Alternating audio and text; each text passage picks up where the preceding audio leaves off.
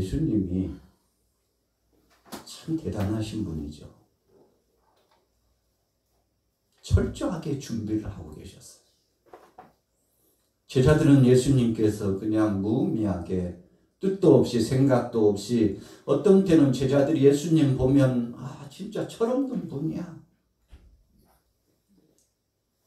예수님은 소원도 없으신가? 야망도 없으신가? 저렇게 능력 많으신 분이 왜 저러시지? 하고 예수님에 대해서 평가절하시켰던 제자들 꽤 많습니다. 베드로가 예수님께서 십자가에 고난당하시고 죽으시고 부활하시는 말씀을 하니까 얼마나 못마땅한지 몰라요. 아니, 죽으시다니요. 그러려고 우리가 예수님 따라다닌 줄 아시냐고.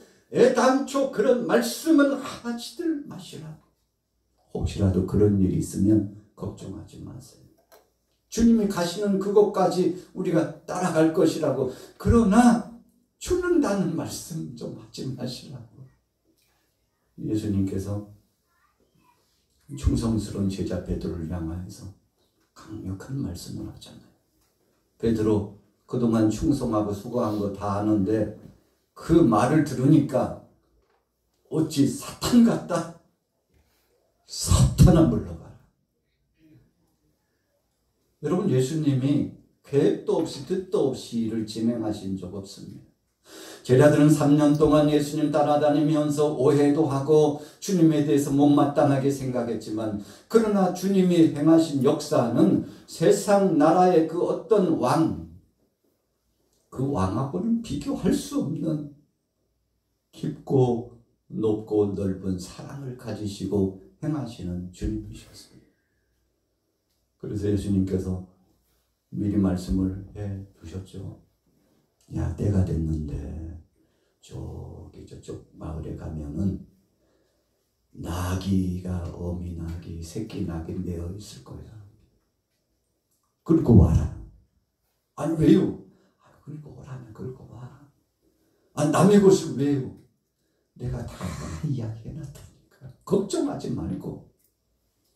혹시라도 왜, 누가, 어째서, 뭐 때문에 묻는다면 우리 주님 예수님께서 쓰시려고 하신다고만 하면 그냥 내줄 거라니까. 여러분, 제자들이 그 의미와 뜻도 모르고 천방지축이었잖아요. 철없는 제자들이 가가지고 나귀 주세요. 아니, 왜? 우리 주님이 쓰시겠다고 하는데 하고 나귀와 이 나귀 새끼를 끌고 오는데 도대체 이 나귀를 뭐 하시려고? 그랬더니 예수님께서 됐다. 이제는 때가 됐다. 그러시고는 나귀를 타시겠다고 하시는데 실하고 튼튼한, 이제는 힘께나 쓰는 나귀도 있는데 그 중에서 골라도 힘도 없고 연약하고 초라하게 생긴 어떤 나귀요? 새끼 나귀를 타셨어요. 여러분, 오늘 본문 말씀에 보세요. 예수님께서 나귀를 타시는 말씀을 주시는데 누가복음의 19장 말씀과 요한복음 12장에도 동일하게 나타나는데, 누가복음에는 더 구체적으로 예수님께서 새끼 나귀를 왜 타셨는지를 구체적으로 문맥적으로 설명하면서까지 말씀해 주십니다. 왜 그렇게 예수님께서 새끼 나귀를 타고 예루살렘을 입성하려고 하셨을까요? 돌발 퀴즈입니다. 왜 그러셨을까요? 애원의 말씀입니다. 네? 애원의 말씀을 실현하시고. 어디에 나오는 예언의 말씀이죠? 구약에 어디에 나오는 말씀이죠? 이사야. 스가랴일까 이사야일까? 새끼 나귀를 타셨다는 말씀이 스가랴일까 이사야일까? 여러분, 스가랴서 9장 9절에, 자, 오늘 본문 5절 우리 같이 읽어보겠습니다. 5절 시작. 시온 딸에게 이르기를 내 왕이 내게 임하나니 그는 겸손하여 나귀 곧 멍에 매는 짐승의 새끼를 탔도다 하라. 뭘 탔다고요? 끝문맥에 뭐요? 새끼. 여러분 사람들이 이해하지 못했어요. 왜 하필이면 백마 실한 말을 타고 총진군하듯이 그렇게 나아갔으면 좋겠는데 예수님께서 말도 아니고 그것도 나귀도 실한 나귀를 타지 않고 새끼 나귀를 타신 이유가 뭘까? 그 이유가 뭘까? 스가랴서 9장 9절에 그분이 어떤 분이라고요? 우리 따라해 보겠습니다. 겸손하여. 겸손하여. 여러분 겸손하셔가지고 그렇게 제자들은요 예수님의 겸손한 태도를 가지시는 거 별로 마음에 들지 않았어요. 제자들은 기대감이 가져 있었습니다. 어떤 기대감이었나요? 예수님께서 정말 거대한 훈련된 말 그것도 백마를 타시고 예루살렘을 진입하시고 그리고는 함께 따르는 무리들과 그리고 선두 좌우측에 선 제자들 아마 6명씩 좌우측에 서가지고 예수님과 함께 진행하면서 야 뭐하냐 수레도 좀 준비해봐 좀 힘께 나서는 젊은이들도 좀 준비해봐 해가지고 예수님께서 그렇게 대동하고 예루살렘에 입성하시면 참 좋았을 것이라고 하는 생각 그런 기대감을 갖고 있었는데 오히려 예수님께서는 철저하게 준비하셨는데 그것도 새끼 나귀를 타기 위하여서 어미 나귀를 대동시켜서 옆에서 같이 안정감 있게 예루살렘을 입성할 수 있도록 그렇게 하시고자 하는 예수님의 목적과 그 주님의 행하심이 별로 마음에 들지 않았지만 그 당시에는 몰랐으나 예수님께서 십자가상에 못 박혀 죽으시고 난 다음에 3일 만에 부활하시고 그리고는 40일이 지나고 오순절날 마가의 다락방에서 간절히 열흘 동안 기도하고 성령 체험하고 나니까 그때 예수님이 왜 그러셨는지를 그때서야 제자들이 깨닫고 여러분 통곡하듯이 회개하고 자백하고 하나님의 신령한 능력과 권능을 가지고서 나가서 만천하에 복음을 증거하는데 여러분 약 16개국 방언의 역사를 통해서 생명의 복음을 선포하고 성령의 감동하심에 따라서 무수한 사람들이 하나님의 생명의 말씀을 받아먹는데 그 주제는 예수님은 겸손의 왕이셨다는 것. 오늘 주제처럼 예수님은 누구를 심판하시는 목적이 아니고 구원하시고자 하는 사랑이 목적이셔서 이 땅에 사악한 원수 마귀의 권세를 심판하시고 그리고 나서 평화의 나라를 이루시기 위해서 예수님은 이 땅에 오셨다는 것이죠. 그래서 오늘 제목이 뭐라고요? 우리 자막에 같이 따라해 보겠습니다. 평화의 왕. 평화의 왕. 예수 그리스도. 여러분 예수님이 오신 목적을 잘 알아야 예수님을 기쁘시게 할 수 있습니다. 제자들은 예수님이 이 땅에 오신 목적을 오해했습니다. 그래서 두 제자가 어머니까지 동원해가지고 아무래도 예수님께서 하시는 모습이 심상치 않아요. 이제는 때가 됐다고 생각했어요. 예수님께서 왕으로 등극할 시간이 가까웠다고 생각했어요. 자신들의 힘으로는 부족하다고 생각했습니다. 그래서 예수님께서 늘 친근히 생각하시고 사랑해 주시고 따뜻하게 해 주셨던 어머니를 동원해가지고 주님 듣지 않으니까 뭐 요즘 주님이 하시는 사역이 이제 마무리 짓고 있다는 소문도 들리고 머지않아 주님께서 왕이 되신다는 소문도 있고 꼭 제 생각일까요? 아니지요. 동네 사람들이 다 그렇게 생각하고 예수님 따르고 있는데 주님 그때 우리 두 아들을 좀 좌우정승 주님 좌우측에 세워가지고 이왕에 하시려면 폼나게 왕정을 진행하셔야 되지 않겠습니까? 지금까지 경험하셨잖아요. 이 두 아들이 어떤 아들인지 우리 집에서도 그렇지만 예수님께서 보시기에도 인정할 만하지 않았어요?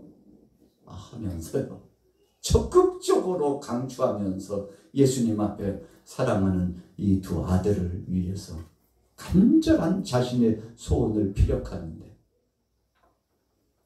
다른 제자들이요, 그 소리를 들었어요, 안 들었어요? 들었어요. 듣고는 태도가 어땠나요? 네? 분이 여겼다. 화가 막 치밀었어요. 이유가 뭔가요? 아니 왜 얘들만 높이 시켜 세워가지고 어찌하여 지금 예수님 앞에 와가지고 어머니가 왜 치맛바람을 일으키시는지 모르겠다고, 누구는 뭐 어머니 안 계신가 하고, 누구는 부모 없냐고, 우리는 뭐 하고 싶지 않아서 안 하는 줄 아냐고 등등 뭐 별 말이 다 흘러나왔을 거예요. 분하게 여겨가지고 그 일 때문에 막 다툼이 일어나. 너 뭐 그럴 줄 몰랐다. 어머니까지 동원하시다니. 진짜 아닌 척하고 모른 척하고 아무것도 준비 안 한 척하지만 그렇게 철저하게 준비하는 너였냐? 하면서 뭐 별스런 말이 다 나왔겠죠. 뭐 싸움 막 그냥 피 터지게 싸운 직전까지 갔어요. 예수님께서 얼마나 꾸짖었는지 몰라요. 주님이 뭐라고 결론을 내리셨죠? 높아지려고 하는 사람은 어떻게 돼요? 낮아지고. 겸손하게 자기 자신을 비우는 사람을 하나님께서 높이신다. 교만하지 말라. 그 예수님이 왜 나귀를 타셨겠어요? 이런 제자들의 심성을 알고 있었어요. 인간적으로, 육신적으로, 정치적으로 아주 간악한 나쁜 마음을 갖고 있는 제자들, 그래서 그것 때문에 막 피터지게 싸움박질 할 뻔했던 제자들의 나쁜 성향을 다 알고 계셨어요. 그래서 예수님은 아예 초전에 제자들의 마음을 다 내려놓게 해야 되겠다고 생각하신 것 같아요. 아이고, 이제 우리는 끝났다. 야, 이게 뭐야 도대체. 아휴, 이게 뭐야. 어떻게 타시더라도 나귀 새끼를 타시고 입성하는 거야. 진짜 창피해가지고 우리 주님 창피해서 더 이상은 못 모시겠네. 제자들의 마음은 솔직하게 그런 심정이었습니다. 여러분, 그러나 그래도 순수한 믿음을 가졌던 사람들은 예수님께서 새끼 나귀를 타시고 입성하시자 자기들의 겉옷을 벗어가지고 길에다가 펴서, 그리고 종려 나무 가지를 꺾어가지고 길에 펴고 또 나무를 흔들면서 예수님을 향하여 뭐라고 외쳤죠? 호산나, 호산나. 여러분, 깃발을 휘날리듯이 호산나, 호산나. 호산나라는 뜻이 뭐예요? 네, 당신만이 바로 우리의 구원자야. 이 나라를 구하실 분은 당신밖에 없다고. 여러분, 세상에서도 의지할 만한 사람, 선망의 대상, 뭔가 영향력이 있는 사람이 있으면 그 사람을 쫓아가지고 당신밖에 없다고, 당신밖에 없다고 그러는데, 여러분, 만왕의 왕 되시고 만주의 주세시고 천지 만물을 창조하시고 우리 인생의 생사화복을 주관하시는 분이 3년 동안 보여주신 것이 그분이 하나님이라는 사실, 그분께서 메시아라는 사실, 그분이 생사화복을 주관하시는 주장자라는 사실, 그분이 세상 나라의 왕도 내리시고 또 세우시기도 하시는 주권자라는 사실을 너무나 뼈저리게 체험하고 마음속에 체득하고 은혜를 체험했던 회중들이에요. 아마도 제자들은 그랬는지 몰라요. 아이, 주님 가시던가 말던가, 진짜 창피해가지고 이러고 있었을지도 모르죠. 뒷전에 서가지고 우리가 주님을 따라가야 돼 말아야 돼 그랬을지도 모르죠. 여러분, 동참하긴 했지만 못내 아쉽고 못마땅한 얼굴색을 가지고 옆에 그냥 어쩔 수 없어서 따라갔을지도 모르죠. 그러나 여타 다른 사람들은 예수님께서 새끼 나귀를 타시고 입성하시는 그 모습을 보고서, 야, 이래 드디어 메시아께서 예루살렘에 본격적으로 진입하시고 입성하신다고 믿고 의지하면서 호산나, 호산나, 호산나, 이제는 됐다는 거죠. 여러분, 이 백성들의 마음속에 가장 기대하는 것이 무엇이었을까요? 첫째로 이스라엘 나라의 회복입니다. 그리고 이 강력한 힘과 세력을 가졌던 로마의 압권이 이제는 끝났다고 생각하는 놀라운 꿈이 이제 성취된다는 사실 앞에 감격스러워 아마요 눈물을 흘리면서 예수님을 뒤따라가는 사람들이 있었어요. 이제는 됐다고. 이 분봉왕들 셋 다 내리고 로마의 황제도 내리고 지역을 관할하고 있는 총독도 천부장도 백부장도 다 불러들여가지고 무릎 꿇게 하시고, 그리고는 우리 한이 서린 한 맺힌 이 하늘 주님께서 재판장 되신 주님이 좌정하셔서 모두를 둘러 모아놓고 심판하시고 판결하셔서 나라를 회복하시는 그때가 왔다고 생각했을 거예요. 제자들도 보니까 이게 장난이 아니에요. 군중들이 몰려오기 시작하는데 엄청났습니다. 야, 이렇게 하는 거였어? 이렇게 되는 거였어? 하면서 모여든 군중 속에서요, 적지 않게 기대감이 넘쳐났을 겁니다. 그러나 예수님이 그러려고 예루살렘에 입성하신 것이 아니잖아요. 오늘 저와 여러분들은 그 답을 알고 있잖아요. 그 답이 뭘까요? 예수님은 왜 입성하신 거죠? 그렇죠. 우리 같이 따라해 보겠습니다. 골고다 언덕에서, 갈보리 산상에서, 십자가에 못 박혀 죽으시려고.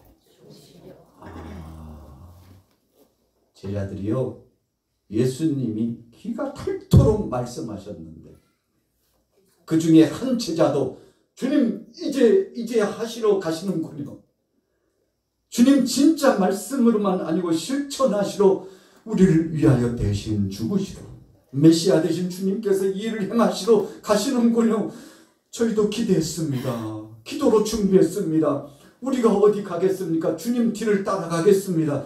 예수님께서 예루살렘에 새끼 나귀를 타고 입성하시는 것은 평화의 왕으로, 겸손의 왕으로, 모든 만백성들을 섬기로 대신 죽어주시는 대속제물로 입성하셨다는 것을 알고 있는 저희가 이제는 몸소 마음도 준비하고 기도로 준비하고 주님 가시면 우리는 뒤따라서 바로 같이 순교하겠사오니 주님 영광스러운 그 길을 가기를 원합니다. 우리도 함께 동참하겠사오니 주님 가십시다 하고요, 제자들이 모여든 무리들에게, 여러분들이요, 예수님은 세상 나라의 회복 그 정도 이상의 것인데 예수님께서 이제 머지않아 고통당하시고 죽으시게 될 텐데 우리의 죄악의 짐을 담당하시고 죽으시는 것입니다. 그때 혹시라도 기대감이 어긋났다고 놀라지 마시고 예수님 희롱하지 마시고 예수님을 향하여서 반항하지 마시고 영광스러운 주님의 죽으심에 대해서 우리가 마음속으로 감사하며 찬송과 경배로 영광 돌리자고. 여러분들 혹시라도 나중에 여러분들이 절망할까봐 말씀드리는 건데 우리 예수님은 그래서 예루살렘으로 입성한 것이라고. 여러분, 이렇게 뒷이야기 큰 행사가 있는 다음에요, 뒷이야기가 중요하거든요. 결혼식을 하고 나서요, 이 피로연이 굉장히 중요하잖아요. 여러분, 큰 거대한 취임의 역사가 진행되고 나서 뒷이야기가 중요하잖아요. 제자들이 그 뒷이야기 속에 예수님이 어떤 분이신지를 소상하게 복음의 핵심 줄기를 전했다면 얼마나 더 좋았을까요? 여러분, 그러나 제자들 가운데 예수님의 그 본심을 기억하고 주님의 가신 그 길을 나도 가겠다고 생각하는 제자가 많지 않았다는 것이 안타깝죠. 그러나 오늘 2025년도 종려주일을 맞으면서 고난주일을 맞으면서 주님의 가신 그 길을 오늘 저와 여러분들도 뒤따라가게 되기를 예수님의 이름으로 축원합니다. 여러분, 예수님을 구주로 영접한 것 처음 복음을 받아들일 때는 아유, 복 받는디야. 교회 한번 가보자고. 아, 손해볼 거 있어. 좋은 일 있다는데 한번 가보자고. 그래서 오신 분도 있을 거고, 어떤 분들은 처음부터 예수님께서 우리를 위하여 대신 십자가에 죽으셔서 그분을 믿음으로 우리는 구원받았는데 몰라서 그렇지 알고 나면 얼마나 감사하고 은혜가 넘치고 그 사랑 가닥에, 그 은혜 가닥에 우리가 살아가는데 당신도 그 은혜의 맛을 보기를 원하오 하고 여러분 초대의 자리에 초청함을 받고 온 사람들도 있을 겁니다. 여러분, 오늘 저와 여러분들은 이제는 신앙이 성숙되었잖아요. 적어도 2년, 3년, 5년, 10년이 넘어가고 좀 더 성숙된 신앙인데 우리의 소원은 주님 영광이. 우리가 이 땅을 살아가면서 특별히 2025년도 4월 종료주일을 지나면서 주님 이제까지는 섬김을 받으려고 대우 받으려고 살아갔다면, 내 영광을 위해서 살아갔다면, 내 것만 취하고 살아갔다면 이제는 주의 영광을 위하여 이웃에게 선대하고 사랑을 베풀고 작은 것이지만 나누고 주님이 가신 그 길처럼 제자들의 발을 씻겼던 예수님의 모습처럼 나도 섬기는 자리에서 헌신하며 수고하고, 때로는 유익이 좋고 이익도 좋지만 손해보는 자리에 들어가가지고 크리스찬이기 때문에 손해보고 크리스찬이기 때문에 욕을 먹기도 하고 크리스찬이기 때문에 불이익도 당하고 오히려 그것을 정당하다고 생각하고 당연하다고 받아들일 수 있는 성숙한 믿음 될 수 있도록 주님 2024년도까지는 그러지 못한 것 같은데 이제 2025년도부터는 달라진 주님의 제자가 되길 원합니다. 할렐루야. 아이고. 여러분들이요, 이 마음을 100 중에서 10%만 생각했다면 우리 주님이 얼마나 기뻐할까요? 여러분, 우리가 성경 속에서 허다한 진리의 말씀을, 그 말씀을 묵상하고 배웁니다. 매주마다 홍수 같은 하나님의 말씀을 받습니다. 그런데 100 중에서 그 중에 10%만 10% 아니고 1%만 실천해도요. 1%만 실천해도 세상 사람들이 깜짝 놀랄 줄로 믿습니다. 그러면 세상 사람들이 놀라지 않는 이유는 몇 프로도? 1%도 실천을 안 하는 사람이 훨씬 많기 때문에 세상 사람들, 아이고, 뭐 예수 믿는다고 다른 거 있어? 아, 믿는 사람이다, 안 믿는 사람이다. 아깝더만. 아, 뭐 다른 거 있냐고. 예수 믿으면 뭐 다른 거 있냐고. 아, 오히려 더 했으면 더 했지. 세상 사람들보다 더 했으면 더 했지. 아, 말하는 거 보니까 믿는 사람 아니더라고.